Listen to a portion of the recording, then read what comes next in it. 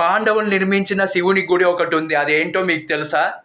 ఒకవేళ మీరు గెస్ట్ చేసినట్టయితే కింద అయితే కామెంట్ అయితే చేయండి. అండ్ తెలిసిన వారు వచ్చేసి ఓం నమ శివాయ కింద కామెంట్ చేయండి. So hello guys, welcome back to our YouTube channel Karthik lifestyle. నేను మీ Karthik. Welcome back to another devotional topic. So ఇది వచ్చేసి చాలా అంటే చాలా ఇంట్రెస్టింగ్గా ఉంటుంది. చివరకు చూడండి.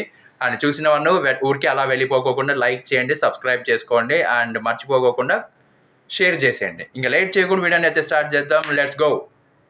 తుంగనాథ్ అనే ఆలయం ప్రపంచంలోనే అత్యంత ఎత్తులో ఉన్న శివాలయంగా ప్రసిద్ధి పొందింది.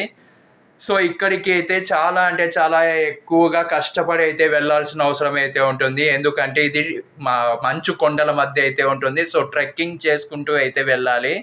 సో దీనికి పాండవులకి ఏంటి లింక్ అని అనుకుంటున్నారా? వాళ్ళు ఎలా నిర్మించారు అనుకుంటున్నారా? సో తెలుసుకోవాలంటే చివరి వరకు చూడండి, ఎక్కడ స్కిప్ చేయొద్దు.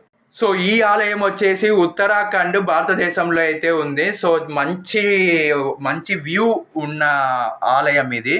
సో ఎన్నో 1000 ఇయర్స్ కంటే ఎక్కువ చరిత్ర ఉన్న ఈ గుడి అయితే చాలా అంటే చాలా ఎత్తులో ఉన్న శివాలయంగా పేరు పొందింది.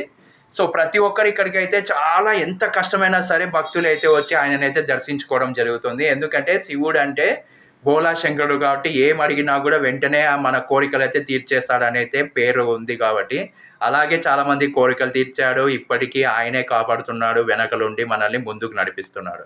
సో ఖచ్చితంగా శివుడిని నమ్మినాము అంటే కష్టాలు ఉంటాయి, కష్టాలు చాలా పెడతాడు, ఎగ్జామ్స్ చాలా పెడతాడు. అవన్నీ పాస్ అయితే మనము ఖచ్చితంగా ఆయన సాక్షాత్కారం అయితే లభిస్తుంది. సో చివరి వరకు చూడండి, ఎక్కడ స్కిప్ చేయొద్దు.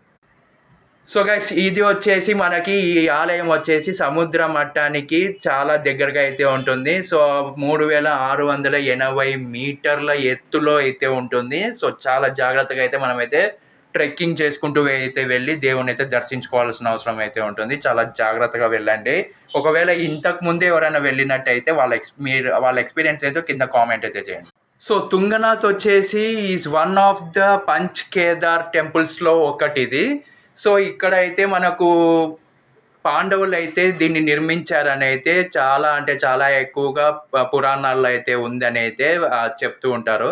సో పాండవులు మహాభారతం యుద్ధం తర్వాత వాళ్ళైతే పాప విమోచనం కోసం ఇక్కడైతే వచ్చి శివుణ్ణి అయితే వేడుకోవడం అయితే జరిగింది.